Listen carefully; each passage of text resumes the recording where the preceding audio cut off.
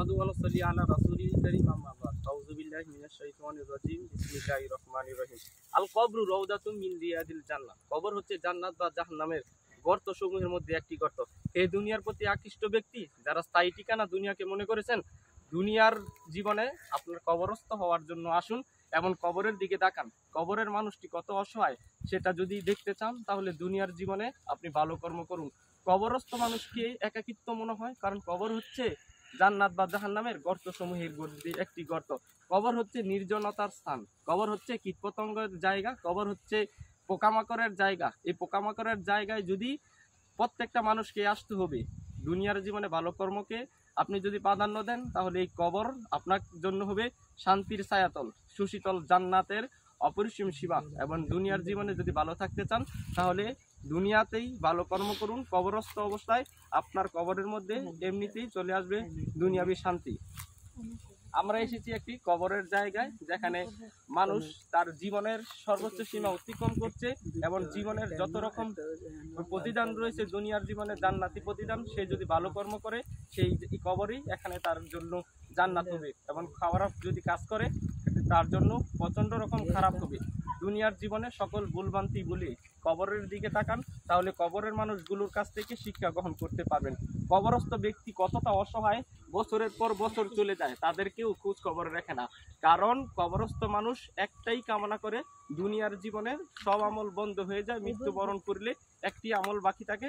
তিনটি আমলের মধ্যে একটি আমল হচ্ছে তার পাশে কবরস্থ অবস্থার ব্যক্তিটার পাশে দোয়া করা, অনুগ্রহ করা, দান সদকা করা। তারও কিন্তু সময় থাকে না। দুনিয়া এত ব্যস্ততার মধ্যেও কবরস্থ মানুষের খোঁজ কেউ কিন্তু রাখে না। যে রাখবে সে কিন্তু আপনার আপা আমার দুনিয়ার সন্তান সন্তনি আত্মীয় স্বজন তখন ভুলে যায়, কারণ এই কবরস্থ মানুষের খোঁজ খবর কেউ রাখার সময় হয় না। আমি এসেছি কবরস্থ মানুষের পাশে, যারা দিন দুনিয়ার সকল দুঃখ বেদনা ভুলে গিয়ে কবরস্থ অবস্থায় রয়েছে। আমি তাদের কাছে আল্লাহর নিকট প্রার্থনা করি তাদের সকল ভুলভ্রান্তি যেন আল্লাহ ক্ষমা করে দেন, তাদের কবরকে প্রশস্ত করেন। দুনিয়ার জীবনে যত রকম অপরাধ অপকর্ম করেছেন সব কিছু ভুলে গিয়ে তাদেরকে যেন জান্নাতের মধ্যে অন্তরস্থ করেন। তাই আমাদেরকে অবশ্যই উচিত কবরকে দেখলেই যেন আমরা কবরের কথা মনে করি। হযরত ওসমান রাদিয়াল্লাহু আনহু অজর দ্বারায় কাঁদতে থাকতেন। সাহাবীরা জিজ্ঞেস করেন, হে ওমর রাদিয়াল্লাহু আনহু, আপনি জান্নাত বা জাহান্নামের কথা শুনলে এত কান্নাকাটি করেন না, কিন্তু কবর দেখলে আপনি এত কান্নাকাটি কেন করেন? তখন তিনি বলেন, আল কবর হচ্ছে জান্নাত বা জাহান্নামের গর্ত সমূহের মধ্যে একটি গর্ত।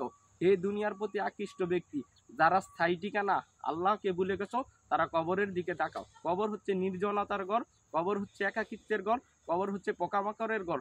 এই কবরের ঠিকানা যদি প্রথম অবস্থায় তোমার ভালো না হয় তাহলে তুমি খারাপ অবস্থায় এখানে জাহান্নামের শাস্তি অবধারিত হবে এবং সেই শাস্তি তুমি পেয়ে থাকবে।